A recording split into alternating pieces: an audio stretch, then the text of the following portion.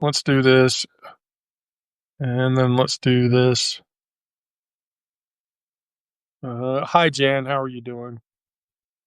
Rena, I tried to invite you into the live. I wasn't sure if you'd accept it or you'd accept it. Oh, wow. We got a person. Oh, wow. We got a person. Oh. It's really hard. Sorry. Sorry. Oops. We got a person. We got a person. Who else is here? Who else is here?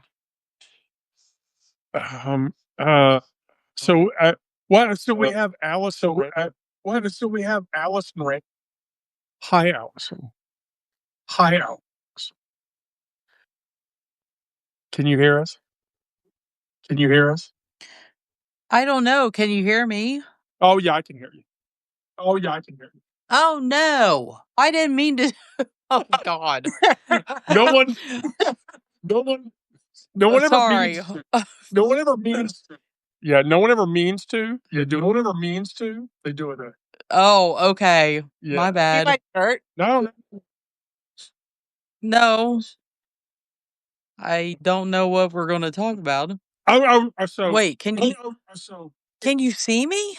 Yo, yeah, I can see you too. Yo, yeah, I can see. Oh no! Oh my God! Yeah, there's an echo. Oh, what? Echo. Oh look, I didn't do any makeup today. I didn't do any makeup today. I never do any makeup. What are you talking about? Oh shit! This is what we. This is what we. This is what we do. This is what we. This is what. Yeah, people will tell you. People will tell you. Yeah, people will tell you. I randomly tell you. I randomly pull people in, and it's cool. And it's cool though. Well, I appreciate you so much, but I just didn't want. Oh my God! Look at my eye. Oh my God! Woo. Okay. I'm sorry. I'm in a dark room, just like trying not to be seen. Ugh. Have you ever felt that? Oh yeah, I've done it to many people. I've done it to many people. Oh, okay. Yeah. Okay. So I don't know how. Wait. So here you go. Okay. Your first time live on the Wendy show. Yes. You can ask me any question. And then you get to talk for 3 minutes about whatever the fuck you want. Oh, I don't want. I just want to hear what you have to say. Oh, it can't be that important.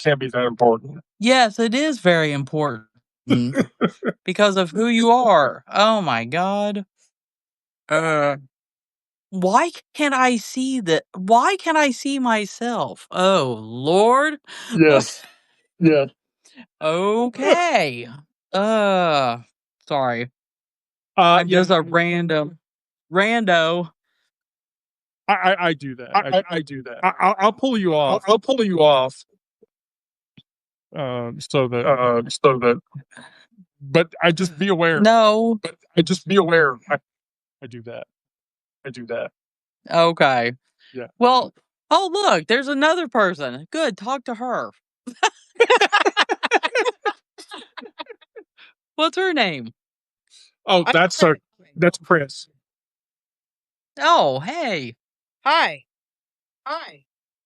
How are you? I'm fine. You see my shirt? My shirt? What? It says imagine people being scared of diversity versus being afraid of Dictatorship. Right.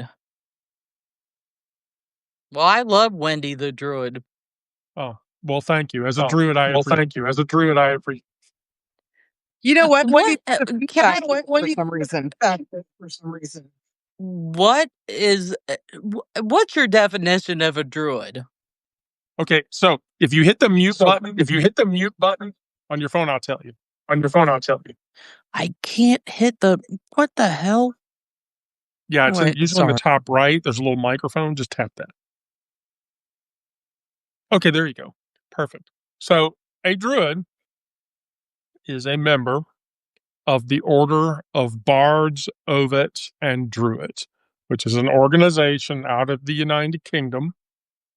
that is an organization that attempts to celebrate the original Druid dogma and spirituality. And all Druids believe in the embodiment of a spirit of the earth. Many Druids believe in Brigid. I happen to ascribe that the mother of the earth is a spirit called Gaia, and there are other Druids that use other delineations for that. um, for that derivation, and we're basically healers, oral traditionalists, which does not mean that we practice oral sex, although we could, depending. And then natural engagement. So we're a bunch of tree hugging, herb shoving people that sing random songs in an attempt to pass oral traditions down to people. And so it is a very I get accused of being a pagan a lot, but it's a very natural path pagan religion. And so yeah, that's what being a druid is. Uh, I'm not a D&D character. I can't turn into animals in the middle of the night. Like I can't turn into a bear or a wolf or whatever, but people ask me that all the time.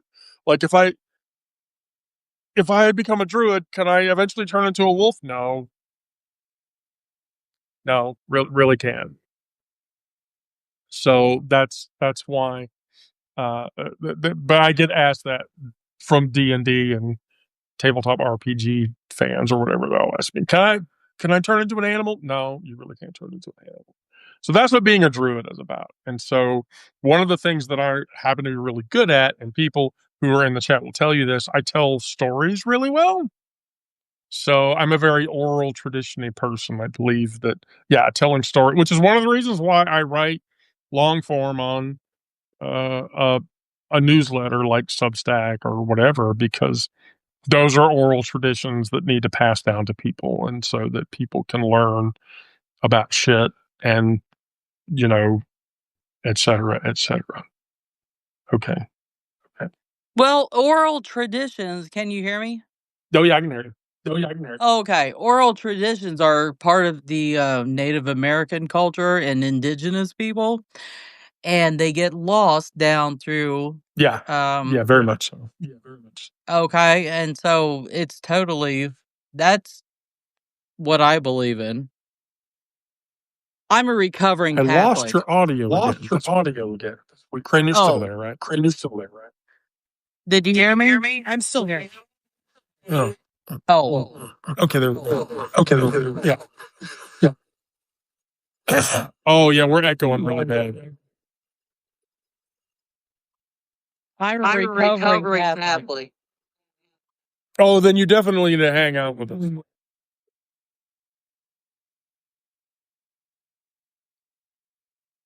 Oh crap, we just lost her. Okay. Um, I don't know what happened, but we lost you. But it's okay.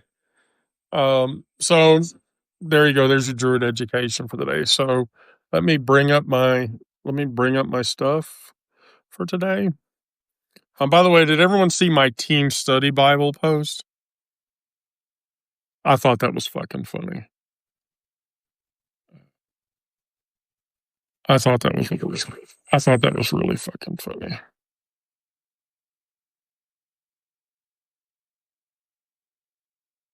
Okay, there we go. Yeah, Corinne, you're like feeding back really bad too. There you go. I don't know what's going on there.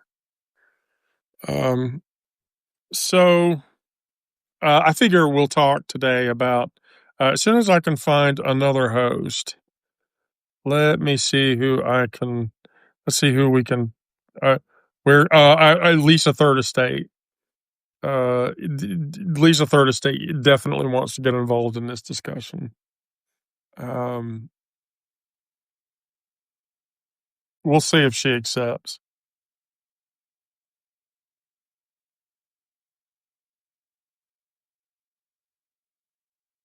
Hi, Musings. It's good to see you again, by the way. I Musings on interesting times. I hadn't seen you in some time. So, oh, he's still working. Okay, cool. That's okay. We don't have a Rick though.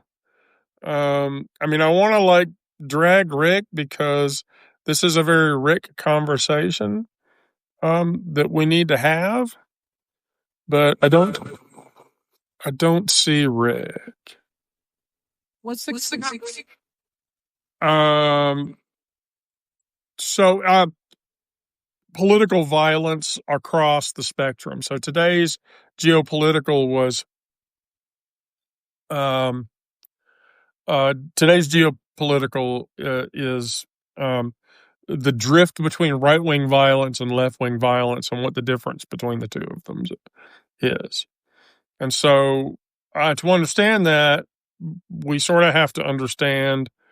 Um, so, right wing political violence in America was historically operated as a mechanism of social control.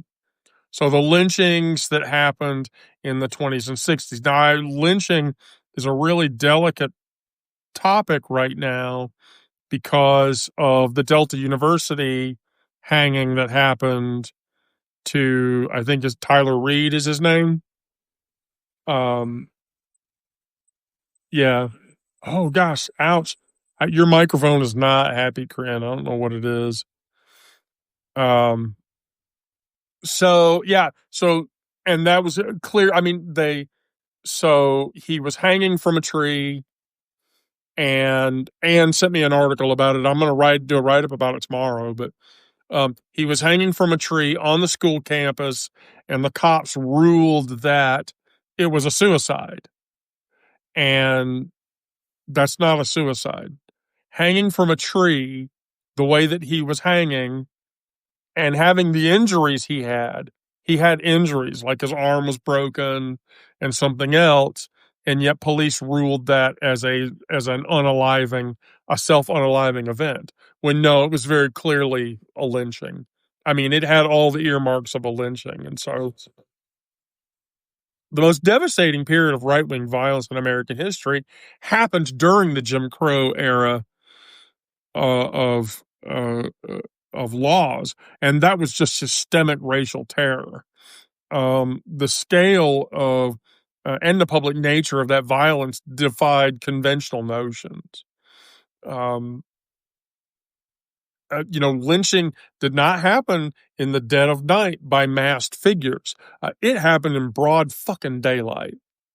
And in front of crowds of hundreds of thousands of people. Sometimes it was even advertised in the newspaper. And that spectacle of violence served as a dual purpose. It eliminated perceived threats to white dominance while terrorizing the entirety of the black community in that time, which caused the Ku Klux Klan to come into existence, although the Klan existed before that. But I want to be very clear about this. The Klan was a conservative organization. It's very common for people to attribute the Ku Klux Klan to the Democratic Party. And we've talked about this. You're taking the Democratic Party and the Republican Party and conservative and liberal and trying to jam them together, and it doesn't work that way. Because there were Democrats in the time of the Ku Klux Klan that were viscerally conservative. David Duke, the grand dragon of the KKK, was a conservative Democrat.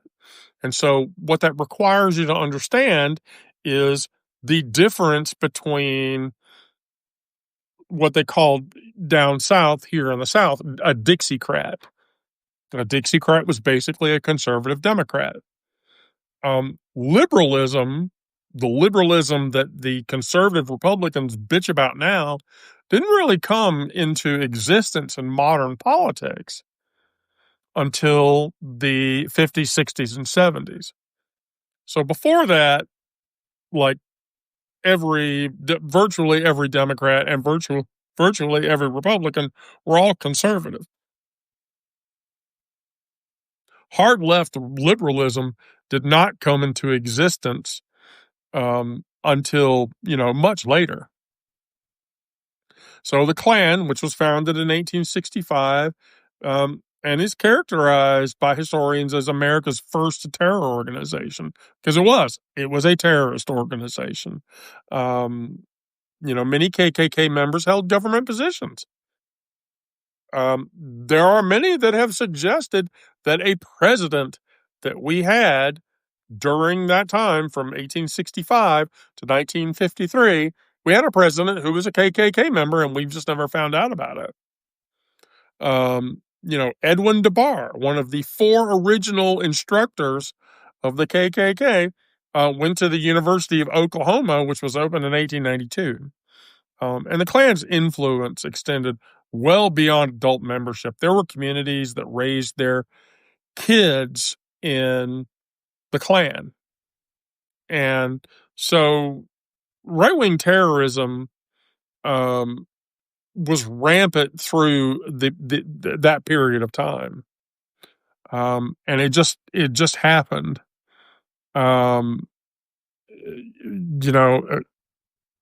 It just, what a horrible nightmare. But going into the 70s and 80s, that terrorism would change so into what we now experience as modern right-wing terrorism. So right-wing violence in the modern area reached its apex with Timothy McVeigh. Let's put a bunch of bomb materials in a van and blow up a federal building. And so, McVeigh's 90s bombing of the Murrah Federal Building in Oklahoma City was a hallmark change to right-wing terrorism, right-wing political violence. And McVeigh's radicalization process illustrates the evolution of that violence. He was influenced by the Turner Diaries, which was a 1978 novel that is considered by many to be the Bible of the racist right. And he found community on the gun show circuit, hanging out with gun people. His connections to organized groups that extended into that. McVeigh and his co-conspirator Terry Nichols had connections to the Wolverine Watchmen. They knew the Ruby Ridge people. I mean, they knew all of these smaller militia groupings. And that just continued to cause that radicalization to occur. It's the same radicalization that basically got 3 guys together in an attempt to kidnap and kill Michigan Governor Gretchen Whitmer. It's the same. It's the same issue. So the modern era has witnessed just an unprecedented surge in right-wing extremism. Most of the terrorism data that comes out of cited references indicates that right-wing extremists perpetuated 2/3 of the domestic attacks in the U.S. And within that, so say in the United States in 2019, over 90% between January 1 and May 8th of 2020 were predominantly right-wing terrorist and violent organizations or individuals who lean that way. And so the distinguishing feature of this, by and large, of that violence is the relationship between state institutions. So ACLED data shows that police used far greater force at left-wing protests than at right-wing protests throughout the 2010s and 2020s. So right-wing protests experienced less resistance, which empowered right-wing groups to commit more crime and to do more violent acts. The January 6th paradigm shift. So when the insurrection on the Capitol happened, that basically just empowered an entire group of people to say, okay, we stormed the Capitol. we were in jail for a year, and then the president pardoned all of us, and we're okay now. We can do whatever the fuck we want. And that paradigm shift, the direct assault on democratic institutions by supporters of an incumbent president, meant that they could do whatever the fuck they want, say whatever the fuck they want, and act whatever in the fuck way that they wanted to indicate that they could get away with these things. And political violence in the U.S. Has been greatest in the suburbs, where Hispanic American and Asian American immigration has been growing the fastest, in particularly heavy Democratic metropoles surrounded by Republican-dominated rural areas. And so those rural areas encourage this this shift.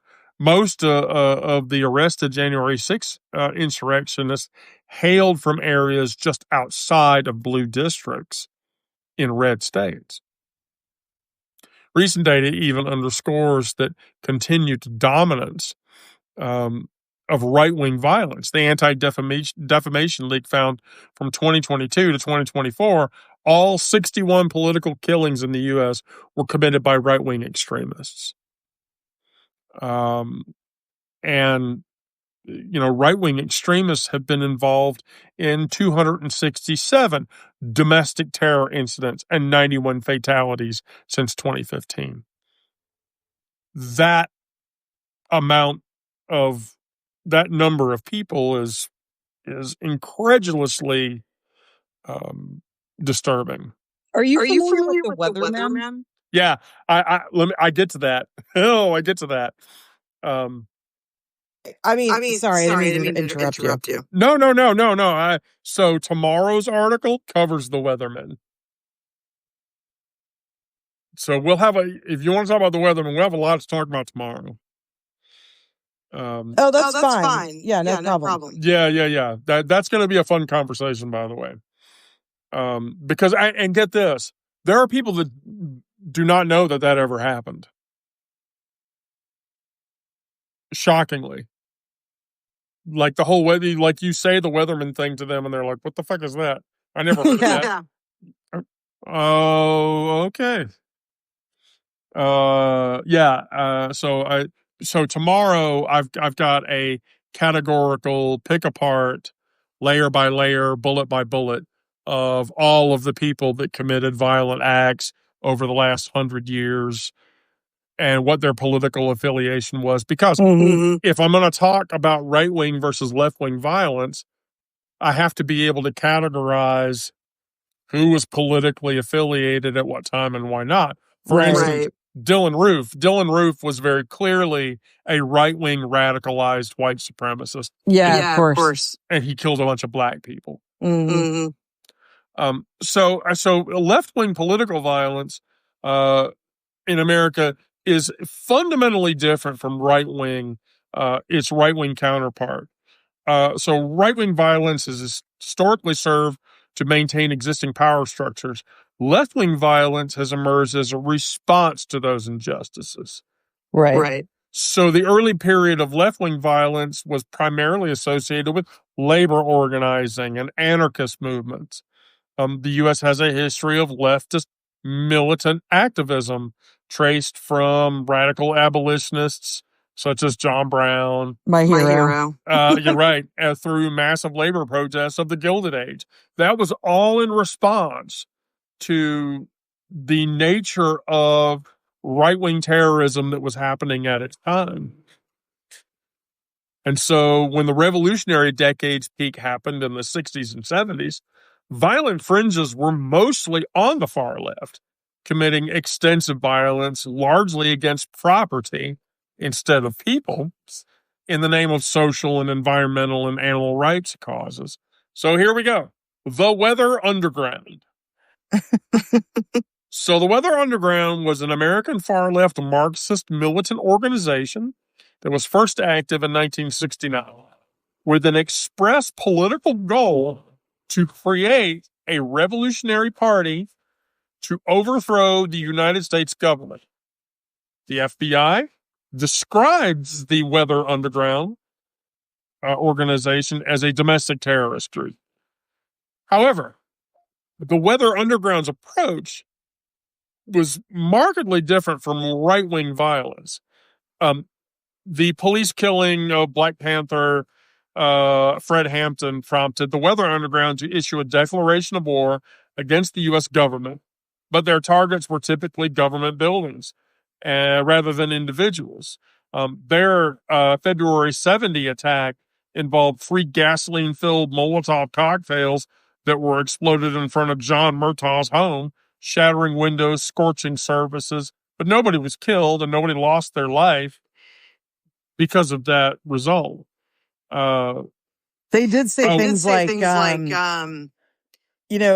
somebody died, then it was for the cause. Right. Yeah. Right. So then right behind the Weather Underground was the Black Panther Party, which, Corinne, can you mute for a second? I'm sorry? Can you mute for a second? Yeah, of course. Beauty. The Black Panther Party happened in 1966. Huey P. Newton and Bobby Seale originally created to patrol African American neighborhoods to protect residents from acts of police brutality. Now, remember, in the 60s, white on black crime, specifically white police officers, when confronting black individuals, it did not go well. I mean, there's a reason that paradigm is complicated. And so the Panthers' approach to violence was fundamentally defensive. Party members were among the first to openly challenge police violence, often converging on scenes when officers stopped young black men. And Linda, I want to be clear, I'm not bad-mouthing police organizations while talking about the Black Panthers, just more that the Black Panthers exist as a byproduct of dealing with the difficulties of that time.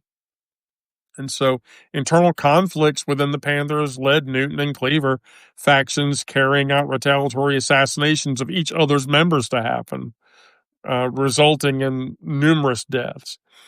From 73 to 78, there was the Symbionese Liberation Army, which was active, committing bank robberies. The whole Patty Hearst deal.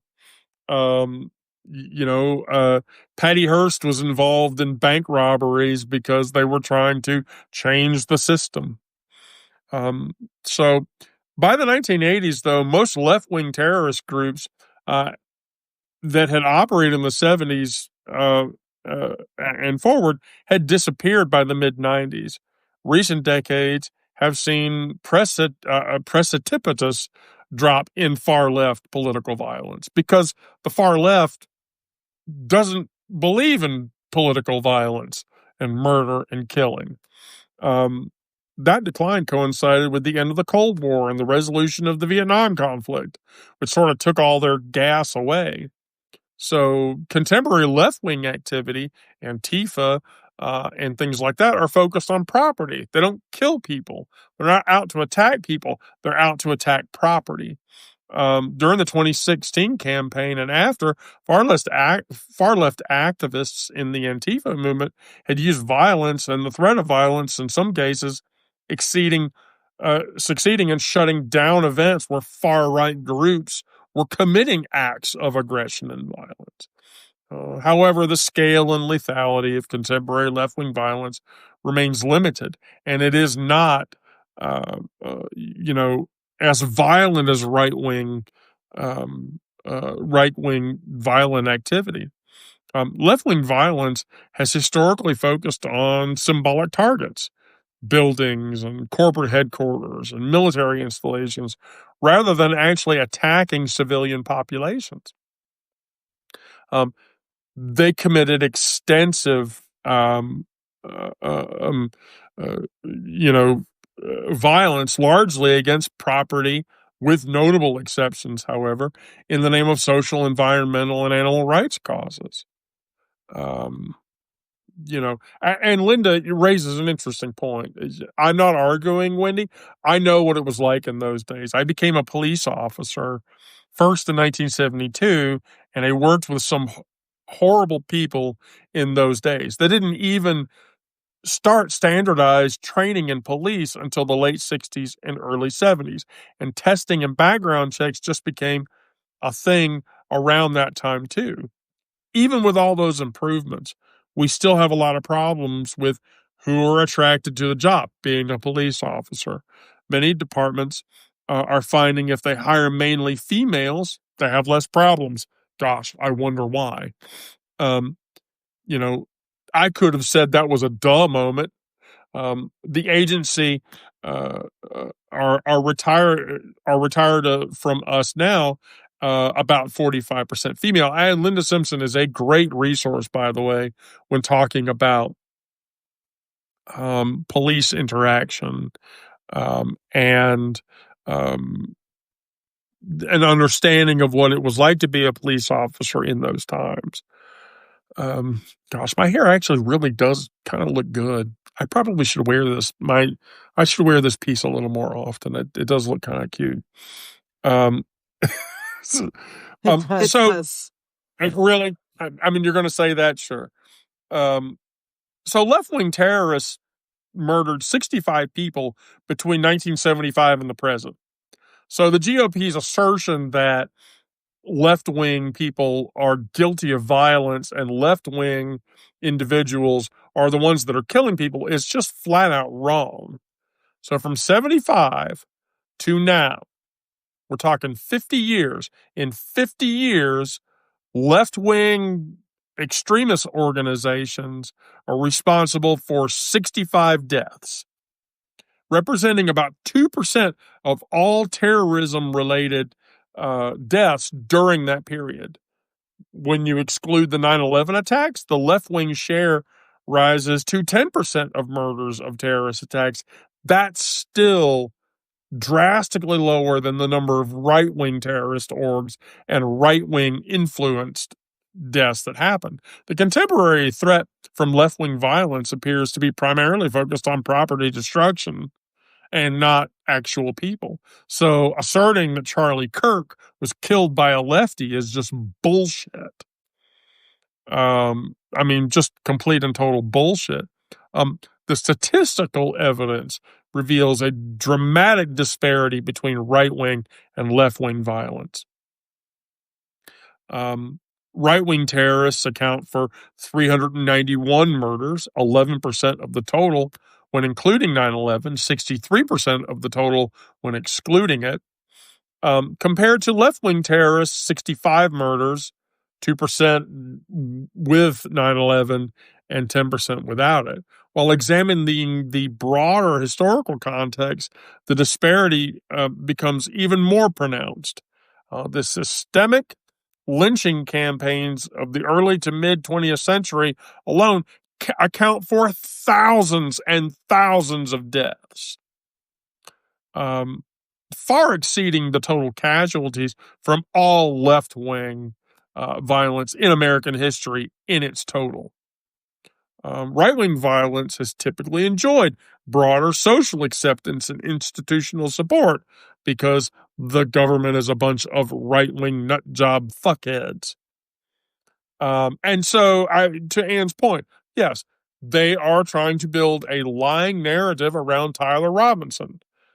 They can't say Tyler Robinson was trans, so now they're saying that Tyler Robinson's roommate was a trans person, and that trans person infected him, even though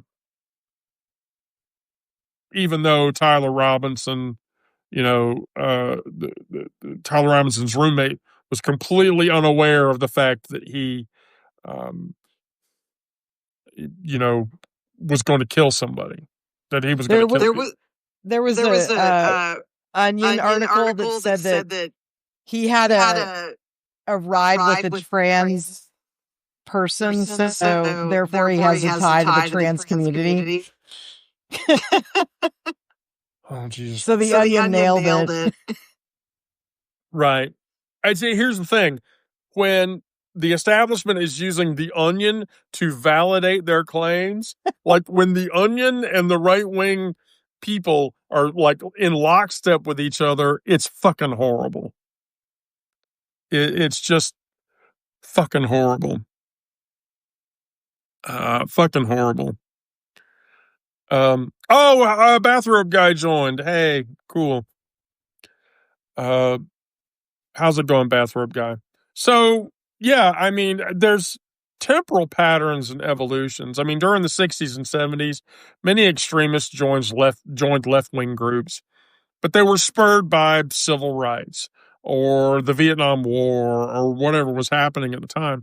By the 90s, more extremists were joining right-wing organizations, including militias and white supremacist groups, than any left-wing individual was. You know, starting in the late 70s, political violence shifted rightward with the rise of white supremacy. You know, contemporary threat assessment analysis built around that. The majority of political violence in the 21st century has been committed by right-leaning organizations and perpetrators. As of 2021, political violence comes overwhelmingly from the right, and they can't reconcile it. They really can't. Miranda, are you cooking food or can I drag you? It's either going to be you or Lisa, Miranda. So I just need to know which one. A 2023 poll by PRI reported that 1 in 3 Republicans supported political violence as a whole. Miranda, I'll save it for the end when we talk about queer shit. I want Lisa's opinion for a minute. So, understanding the asymmetry of American political violence is crucial, utterly and totally crucial. What am I opinionating? Political violence. Political violence is starkly right wing now. Yeah. When it was not. When it was not before. My son was all upset because he just saw that they set a Virginia City Councilman on fire. Right. And he said, "Well, it was a Democrat that got set on fire." But it was Republican. But he was actually attacked by someone who knew it. What? Yeah, really? It wasn't political. Was not political. It was just a political figure. Really? Yeah. That doesn't sit well with me. Yeah. That really does not sit well with me. Holy shit. Stephen King had all his books pulled out of the bookstore. I'm not hearing any echo, Linda, so I don't. I am muted. That's the thing. I don't know where my echo's from.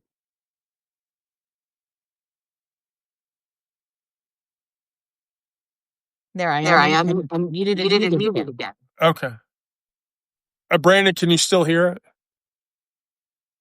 There I am. I echoed out of it entirely.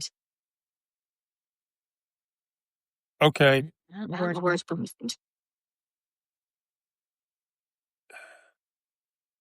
Here, let's bring. We're right at Queer Story Hour. Is it on, Lisa? We're gonna find out. Kick me out. Yeah, I can bring you back. I can bring you back. We did that. Julie last week. Oh, is it on me now? Maybe it's my fault. Maybe I'm the responsible party. Could be. But I can't go and come back. Do I have the power to bring somebody back? I do have that power. Oh, so Brandon's ducking out on us now, though. That's painful. Brandon, I'm not feeling the love anymore. Should I try that again? Except that the stream won't mind. Yeah. He took me out and put me back in.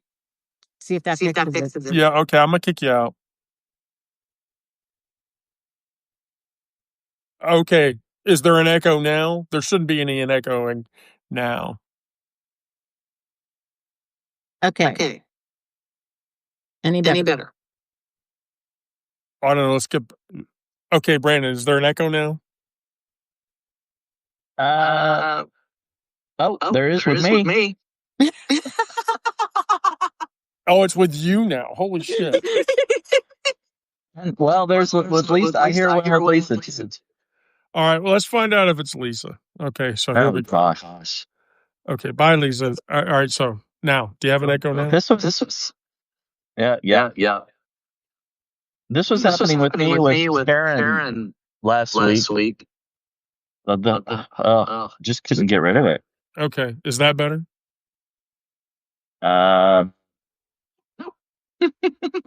Well, shit. I'm going to have to go to headphones then. Well, now I have to ask, do you like the brown one or the red one better? I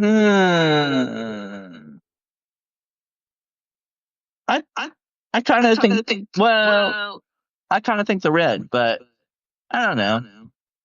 I think it matters which dress I'm wearing. If I wore the red one with this, with this dress, then yeah, it would look better.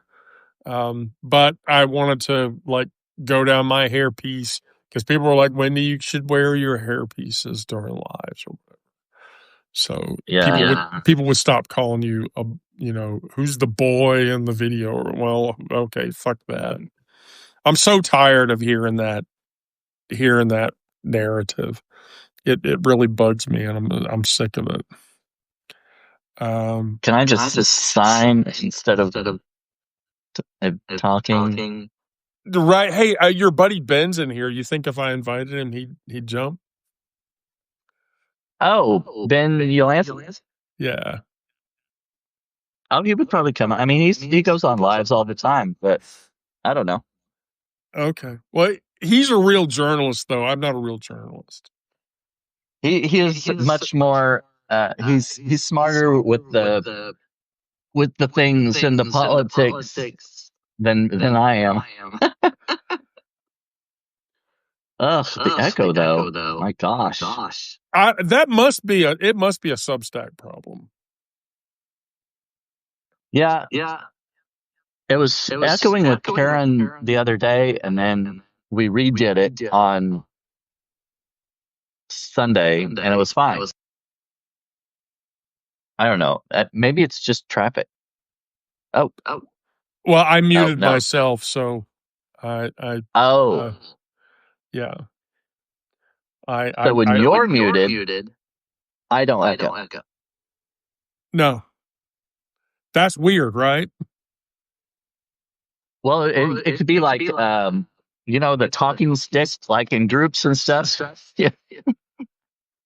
You mute you when I'm talking, and I'll mute me.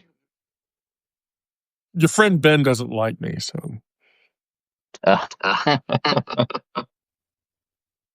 He just doesn't know you yet. Oh, well, shit. I mean, the only way I get people to,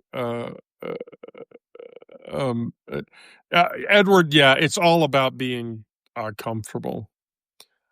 This one I tend to not play with as much because I like the way it frames my face, and that's why I have this one. The other one is a little bit heavier in the front, but I like its color better. So, Anyway, so Brandon, here we go. Queer. We can talk about queer stuff now. We could talk. By the way, I updated my phone today to iOS 26 or whatever, and it's iOS Glass, and it's all changed and shit, and it's all different. And I don't know. I hate it. Yeah. I'm Android. Apple is it's just ridiculous. I mean, I don't know. So here's the funny thing: George Santos lost his chance to get revenge on Jimmy Kimmel. George Santos. Yes. What's his beef with Jimmy? So a federal appeals court has ruled that disgraced gay former Representative George Santos, who was a Republican from New York, cannot bring a copyright lawsuit against Jimmy Kimmel, which he was trying to do to give Jimmy Kimmel the finger.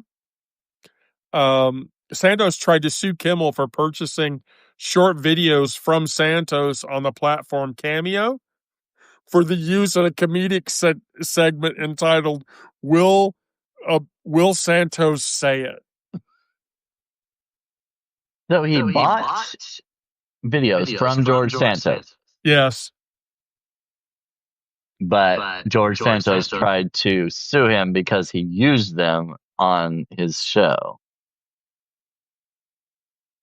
I'm sorry. Yeah. Yes, exactly. For defamatory. See, now you're going to laugh. I did the same thing to Kevin Sorbo. So Kevin Sorbo, who we all remember him from Hercules in the Hercules show in the 90s, right? Well, he's super Christian. Like he's disturbingly Christian. So one year around my birthday, I tried to basically he did the same thing. Well, I don't think it was on Cameos. It was on another service.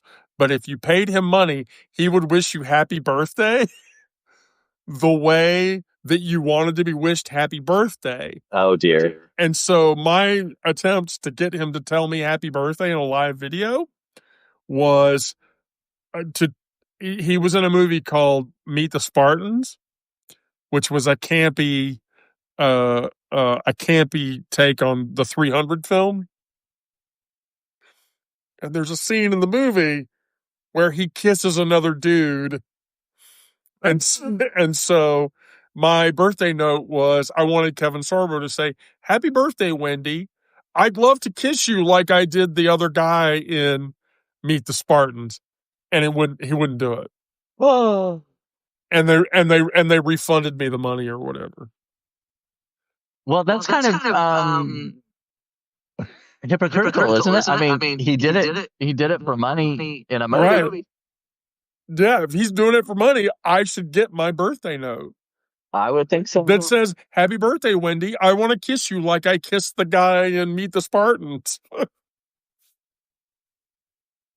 Yeah. So a federal appeals court has ruled that Santos can't do that, and he's shit out of luck.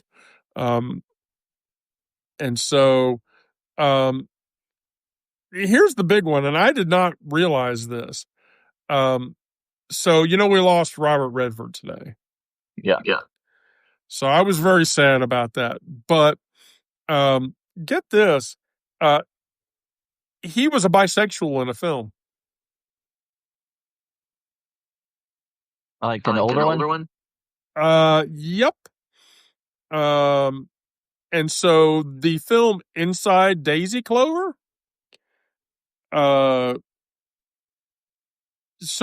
after a series of stage and television appearances in the 50s and 60s, Redford had his first proper film role in 62 with the largely forgotten War Hunt. Though it's his work in the 1965 drama Inside Daisy Clover that many consider a major breakthrough. And it was a Mulligan film, so it was the same guy that did To Kill a Mockingbird.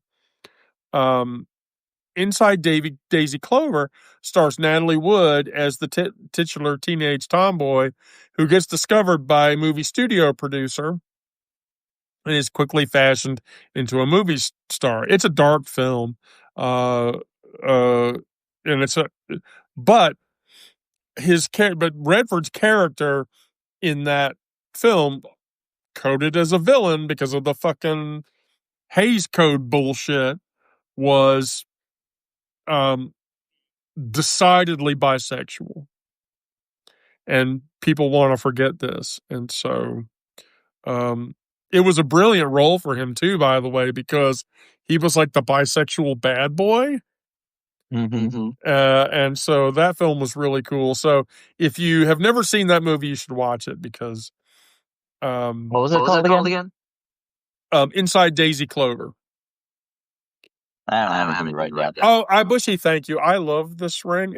This ring came as a set, so there's two others that wrap around it, and I got that for a reason, and I'm pretty sure you could figure out why. A pen. My kingdom for a pen.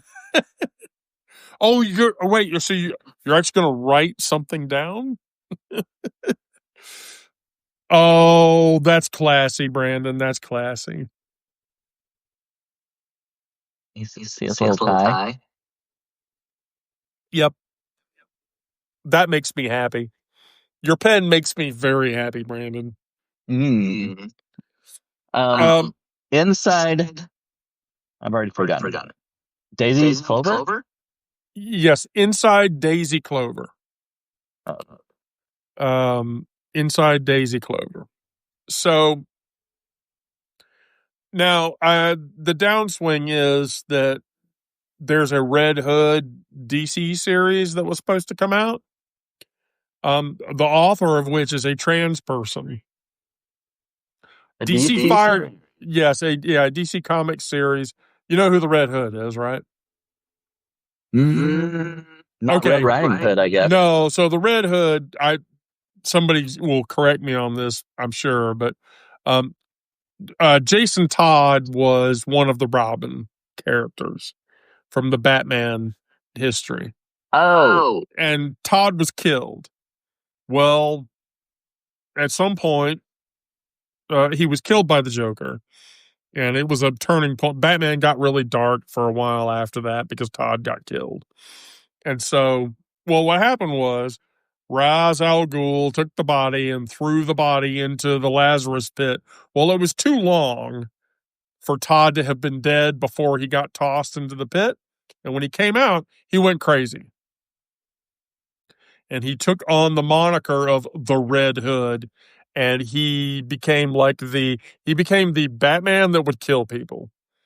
Was that kind of like Superman when he died and they brought him back and he was all weird? Yeah, right.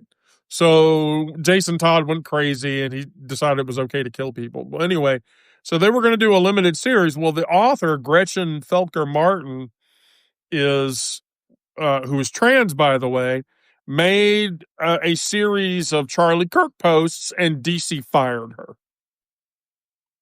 That was bullshit. Yeah, I've heard that some people getting fired because of their stance on Charlie Kirk and that kind of stuff. Well, and then during the Charlie Kirk show today that had JD Vance on it, which, by the way, all of the official White House social media accounts boosted Vance's hosting of the Charlie Kirk show. Charlie Kirk show. Yes, the Charlie Kirk show. There's also a rumor that Trump wants to try to get Charlie Kirk put on an American bill. Oh no. Yep. Like the 5 or the 10 or some shit like that. How fucking stupid would that be? Okay. Yeah. Here's a question. Right. Would you rather? Oh, here we go. Would you rather have Charlie Kirk's now I'm doing it. Charlie Kirk's photo on the $5 bill or Donald Trump?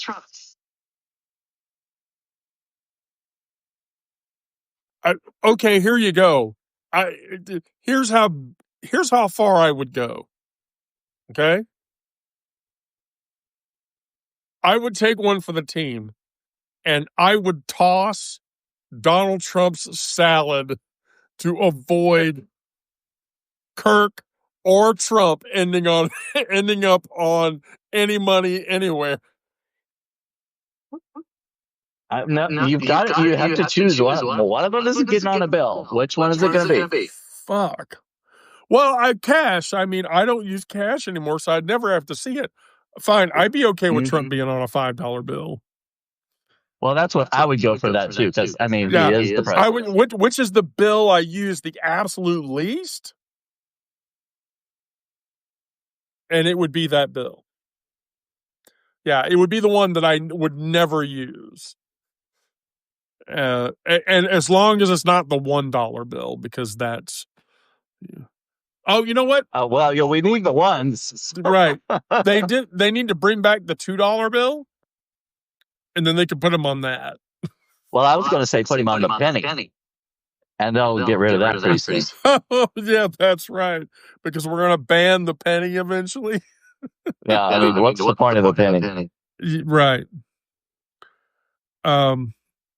So yeah, there's this. There's the whole bit about that. And then it's come out that Donald Trump has no idea who Democratic assassination victim Melissa Hortman is. Like he didn't know who she was. What you mean? Like even after she died or she got killed? Yeah, like no, she got killed, and somebody asked him, but I don't know who that is. I just that this is where we are. This is where we are. People get killed, and the president doesn't know who the fuck they are. Maybe he wasn't told about her.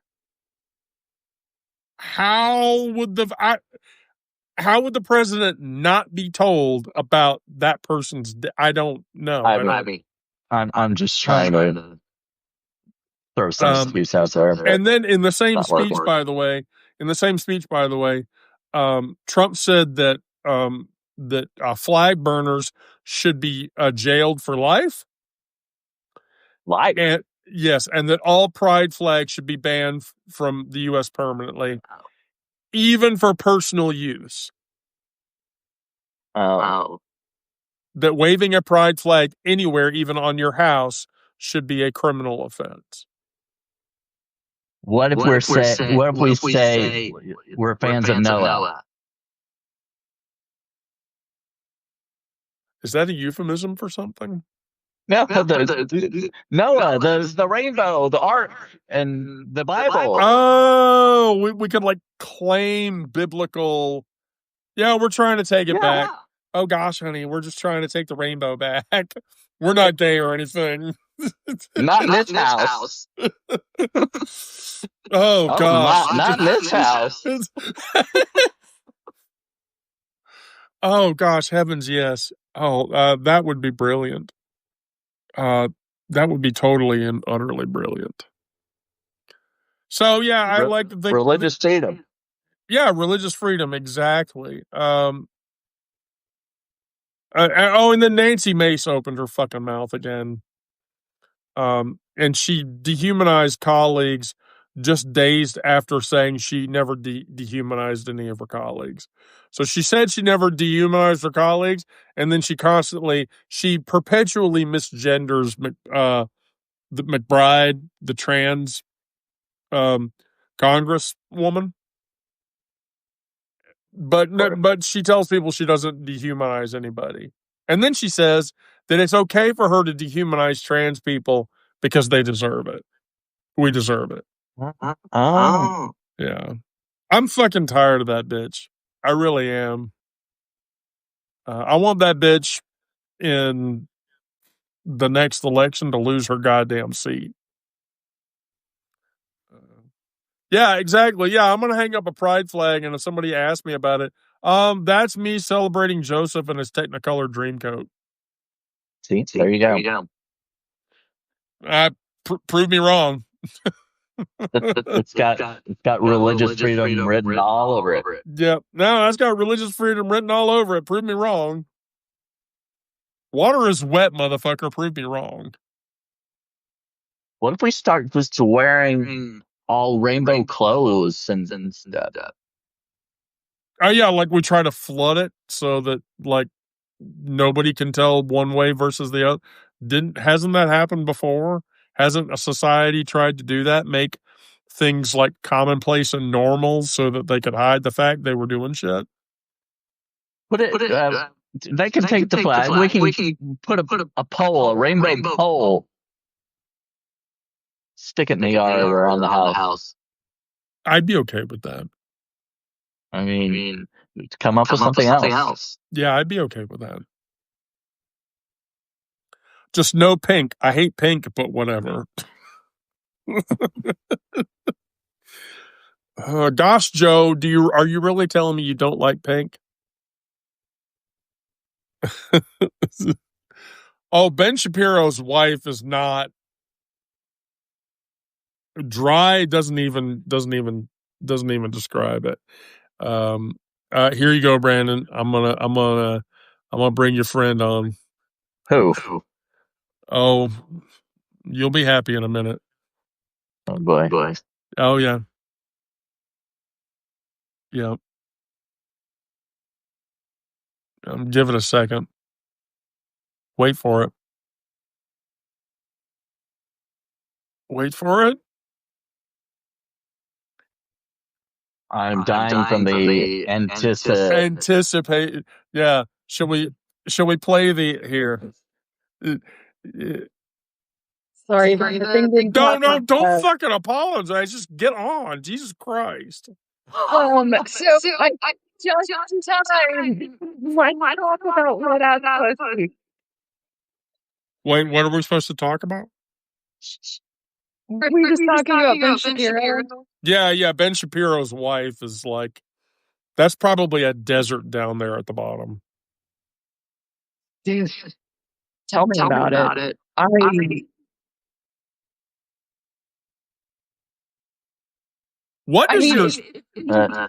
Aaron, what does your shirt say? Oh, it's an X-File. Oh, okay. I want to believe. All right, cool. All right. You're back to being a little bit cool now. I mean, I just want to start.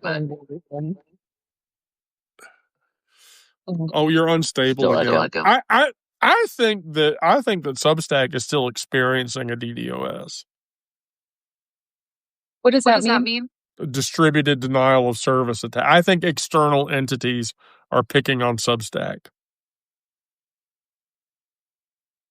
You know, because they can't do it to YouTube because YouTube is so huge. I think the echo adds an exciting dramatic flair. Well, Ben, I tried to invite you into the live and you didn't accept, so I'm pretty sure that Ben hates me or something. He doesn't have as much of a dramatic flair as we do. I don't know. I can be pretty dramatic. I'm saying he doesn't. Oh, okay. He may not be able to match our energy. I don't know. Oh, Ben, I sent you an invite. Ben Delancey, I totally sent you an invite. I definitely wanted to give you like 5 minutes to. I would love for Ben to ask me like any question. Oh, he can come up with a good one, I'm sure. When I just joined, I had to go into the notification. The little black box didn't. Really? If you want to try Ben again. Yeah, let's try. I want to try Ben again. Because I don't fucking like you.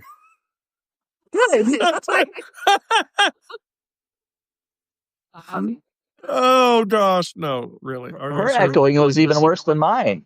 Yeah, like the echo is like cool or whatever, but what's going on? Yeah, we're gonna find out. Ben, I sent an invite this time. Walter and I ran into some trouble there we the go. other day. Right. Okay. Oh, hey, Ben. Oh, So you were having issues too?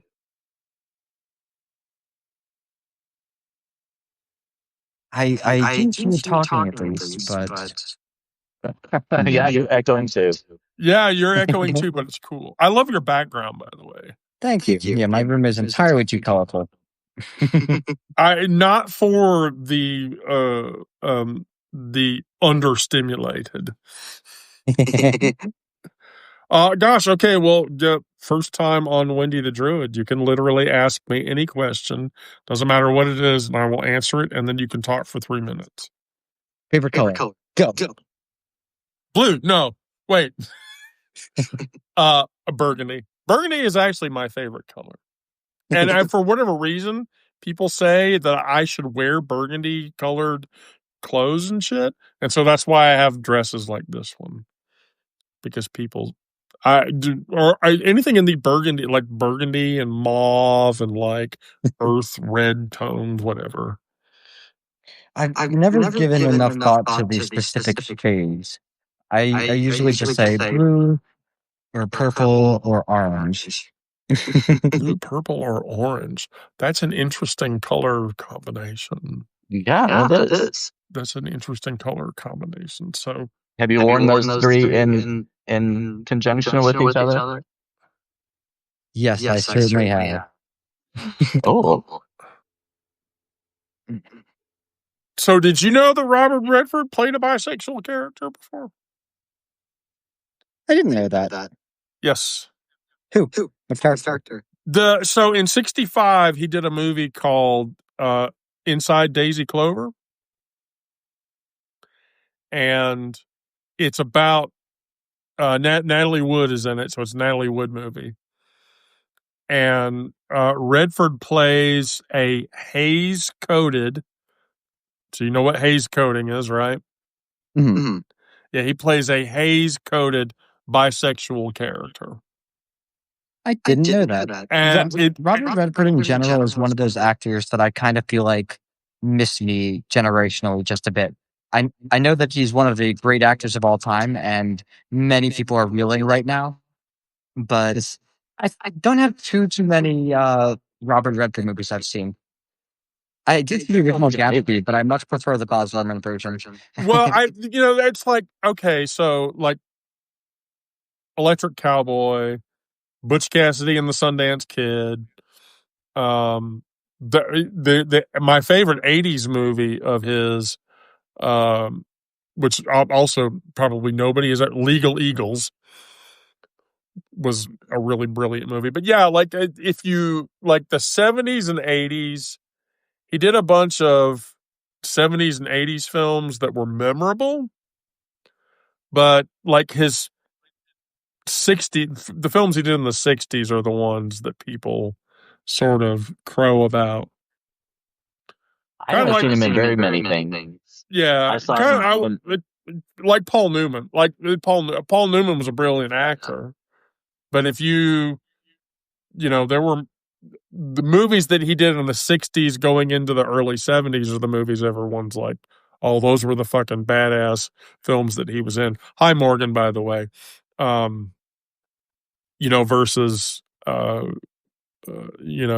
people like later in like Days of Thunder, I think was his one of his big Color of Money. Which, by the way, the '80s film The Color of Money, people don't realize that's a sequel.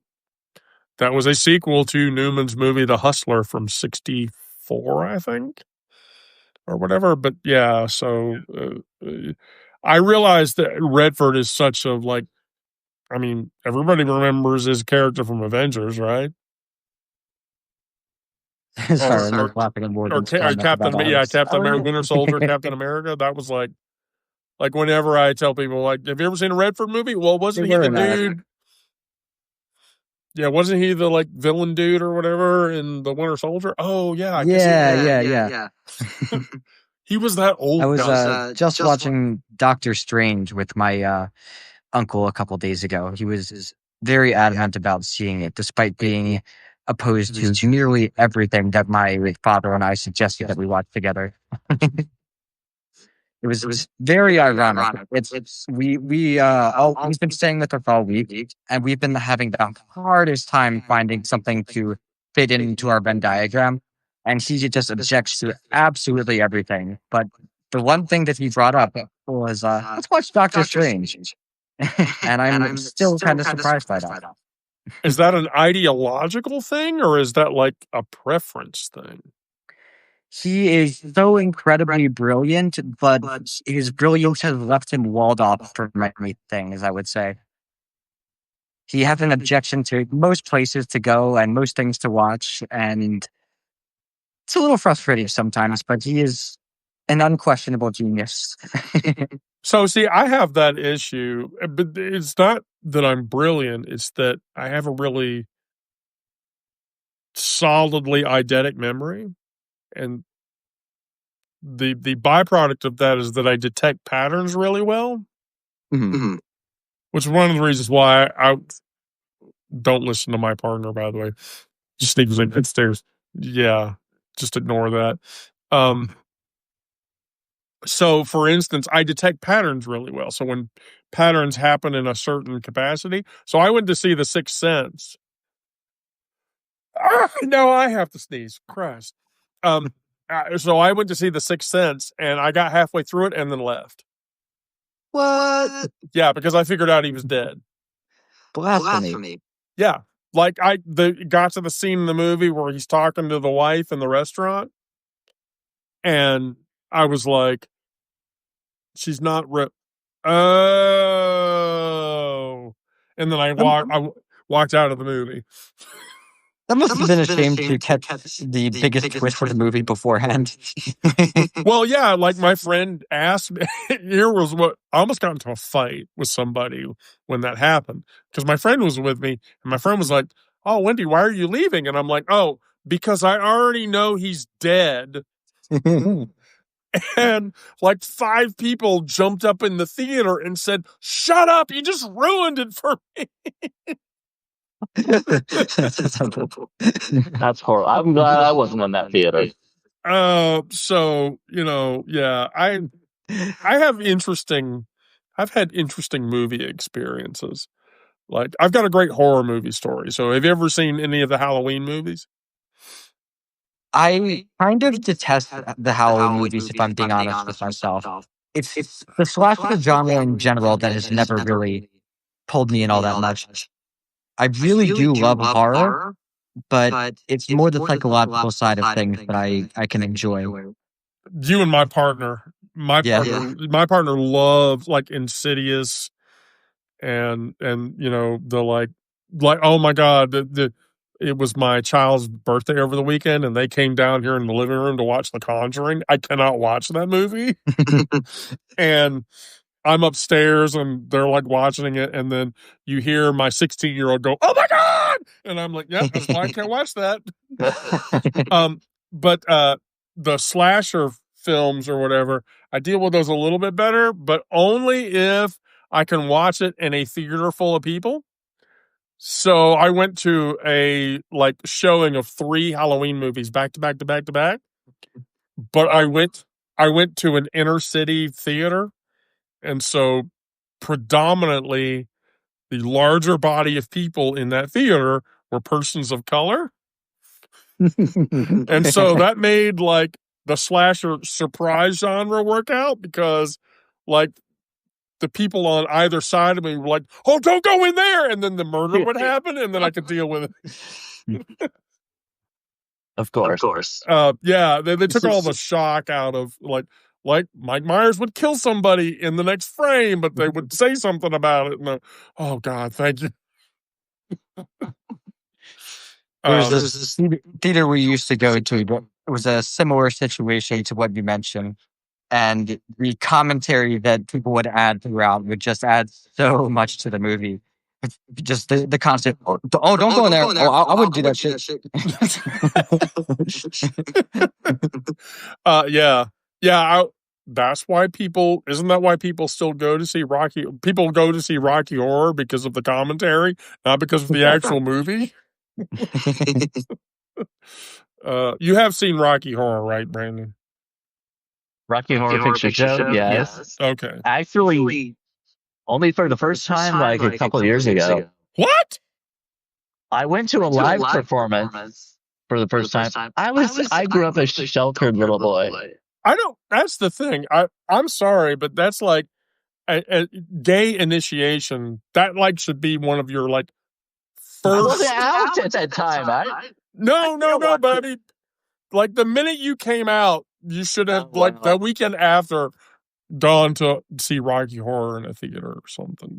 No, the first time I experienced it was live performance, and that was awesome. Oh, I went to a what's it called? A pop-up bar that was Rocky Horror really themed, and they had the movie playing. So I watched it while we were there, but then I watched it again all the way through later. My only experience with the Rocky Picture Show was on a first date with somebody at my house, and she sang along with every single song from the movie, and I'm just kind of like, okay. Yeah, the fandom around that film is kind of nostalgic. Yeah. Like hugely nostalgic. Yeah. I make people laugh. So the guy that played a riffraff in the movie, he's actually in my favorite 80s dark fantasy movie, which is a film with John Hurt and Rufus Sewell called Dark City. Mm-hmm. With Kiefer Sutherland. Yeah, if you're into dark sci-fi, watch the movie Dark City from the mid to late 80s. It's a fucked up movie, but it's actually kind of cool. One other thing I wanted to mention, circling back a little bit, is the one technical slasher that I can say is a spectacular movie. If you haven't seen any of Jordan Peele's movies, both Get Out and Us, I think are not only among the best horror movies ever made, but Us is the only slasher that has really, really worked for me from beginning to end. So Us is a slasher movie then. Not Get Out, but Us is at least. Yeah, but Us is. So I watched the one where the thing is like, it's the thing in the sky or whatever. Mm-hmm. That was my least favorite of the three. And it was okay. I mean, I get the cinematography was great. Yep. But the story was kind of weak. And so but then my partner was like, but we have to watch Us. And I'm like, okay, but tell me it's going to be better than that movie was. I think that Jordan Peele and Ari Aster are two directors who followed a similar trajectory, where their first two movies are incredible, and the third one, they just are a little bit too full of themselves and go kind of out there. Yeah. Fortunately, Aster has rectified things with his most recent movie, but yeah, Jordan Peele started off with those two masterpieces, and the third one had a lot of merit, had plenty going for it, but didn't quite do it for me. Yeah, I mean, that's like Ridley Scott. Ridley Scott's been chasing like his 4 big movies iteratively over and over and over and over. Like he's been trying to capture like Gladiator all over again. That'll never happen. Just like, oh, I'll get Blade Runner again. No, no, you won't.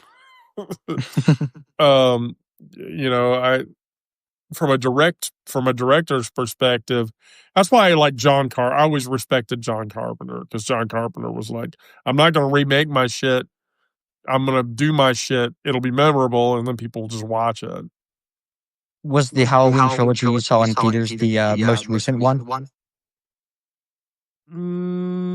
No. I get talked into. I mean, she's tried to talk me into a Serbian film before. I just won't do it. Because that movie is so viscerally disturbing that I don't think any... I've read the Wikipedia page about that movie. I would never actually watch it. Yeah, I actually haven't seen that one myself, but I've heard stories. Yeah, that one, you should only watch a Serbian film if you have a very high constitution. The movie I just watched last night, which is arguably an even more tense watch than it was when it came out, was Alex Garland's Civil War. Oh, that movie's hard. Yeah. And two, I would never have imagined Nick Offerman in that role. What? Oh, Nick Offerman. Okay, yeah. I would never have imagined him. Yeah. Yeah, it was an interesting cast. I don't think that he fell short, but just with his prior context in cinema, it was an interesting choice. I wouldn't. It's A24 Civil War, Brandon, is a really hard watch because it's a little too close. It's a little too close to reality. Yeah. They filmed a bunch of it here in Atlanta. Actually, there's the stadium scene in the middle of the film. Ben, that was actually filmed like 4 miles away from here. Yeah, the cinematography in that movie is really spectacular. I love the scenes where they're driving from city to city, and it really, the color really pops, and it reminds me a lot of just driving around in my home state. I don't know if they filmed anything in Pennsylvania, but so much of the Northeast looks identical that it could easily be. So you're in Pennsylvania? Yep. It's just outside Philly. Is Philly? Is it Philly or Pitts? Sorry, what was that? Is it Philly or Pitts? Just outside of Philadelphia. Okay. So all of my friends live in Pittsburgh. Live outside Pittsburgh, and so wait. So that means I have to ask: when you order a Philly cheesesteak, do you eat it with the cheese whiz on it or not? American all the way. I think Cheese Whiz is at least valid. I'm not gonna not enjoy it just because it has Cheese Whiz, but American is objectively better if we're being honest here. No. I 100% agree with you. There's a Philly cheesesteak joint here in Atlanta. I live in Atlanta, called Woody's, and the guy that runs the joint grew up in Philadelphia. He was an account executive in Philadelphia. Then he retired and he moved down to Atlanta to open a Philly cheesesteak joint. I was about to call heresy until you mentioned that he was at least from Philadelphia. Yeah. When I see places selling Philadelphia cheesesteaks outside of Philadelphia, I'm like, you guys are freaking liars. No, and so I asked him, like, we went in there one day and I'm like, will you put Cheese Whiz on it? He was like, oh, I'll put it on there if you want it. People down here don't like it, but I'll put it on there if you want it. And I'm like, oh, holy shit. And so I did one time, and then lived that nostalgia. Because I worked in Philadelphia when I was a DoD contractor for a number of years, and so I did a bunch of Department of Defense work in Philadelphia, of all places. And so I remember going down to the corner shops or whatever, and I was a real foodie back then. I'm not that way anymore. So. Yeah, I wish I had a bit more positive to say about my city, but one place in which we really, really flourish is just food. Right. I've never been a huge sports fan, so I think that I've missed out on so much of the culture of my city as a result, because we are a big sports city. Right. Yeah. Eagles. Go Eagles. Doesn't Warren Moon still live in Philly, I guess, or something? Sorry, what was that? Warren Moon is like a Philadelphia national hero or something, right? I'm ashamed to say I'm not sure if I know that name. Oh, Warren Moon was like the late 70s, early 80s, and maybe even mid to late 80s and early 90s quarterback for the Philadelphia Eagles. Okay. Yeah. He had a really interesting reputation. He was one of those quarterbacks that told people, I want to run with the kickoff team so I can learn how to tackle people. And like the coach would look at him and go, "You're the fucking quarterback. Why do you want to learn to do that?" And so Warren Moon was certainly a personality in his time. I've got a very annoying habit with my friends of trying to combine as many different sports as I can into a single sentence. Just, I heard the Eagles got a walk-off home run at the end of the final inning. That was only two. I could have done better there. That's actually funny, though. It's especially funny around people I don't know. Like, there's this gym I go to where the sauna conversation always gets co-opted by sports. And occasionally I'll just throw in one of those in there and people will look at me like I'm a fucking moron. But it shuts them up really fucking quick, right? They're like, yeah, okay.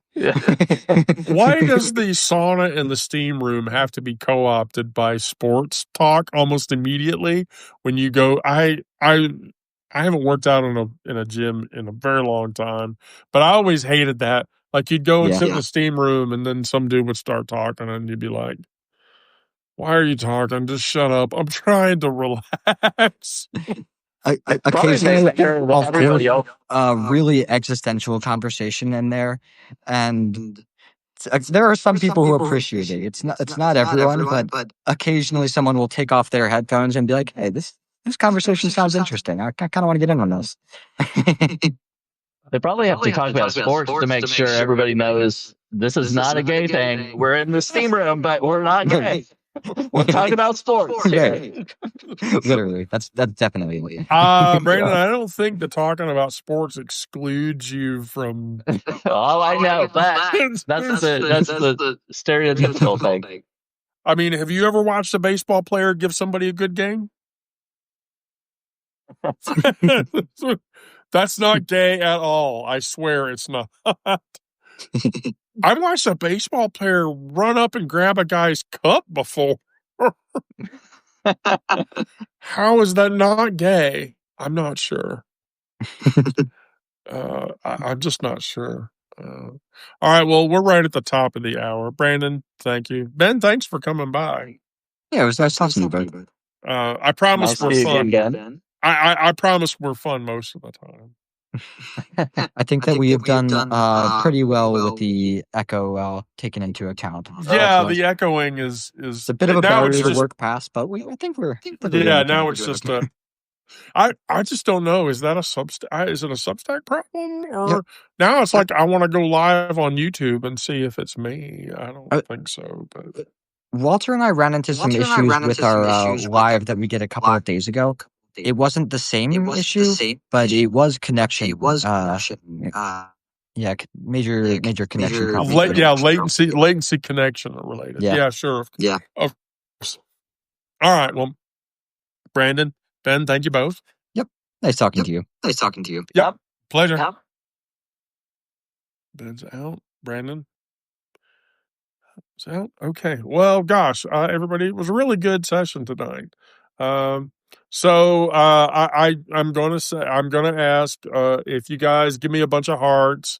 Should I keep wearing my hair into the lives? If I get hearts, I will continue wearing my hair into the lives. Especially if you think my hair actually looks good. So with that, I will tell all of you, thank you. If you're new, subscribe. We're in a state of transition, but subscribe anyway. It's hard to see the hair is cute. It has to grow on me. So, and so with that, I will tell all of you, if you're new, subscribe. If you're free, consider becoming a paid sub. We run the publication like a family. We're all family here. We all care about each other. It's all about community. I will start to say this, and then Craigers will certainly start to indicate the same. If you're in a safe space, get there and stay there. I can't do this without you guys. We can't do this without each other. That's how we get through all of this bullshit that we're going through right now. And so, with that, I will tell all of you, be safe out there. Good night. Be good. Do good things. And I love you all. And thank you.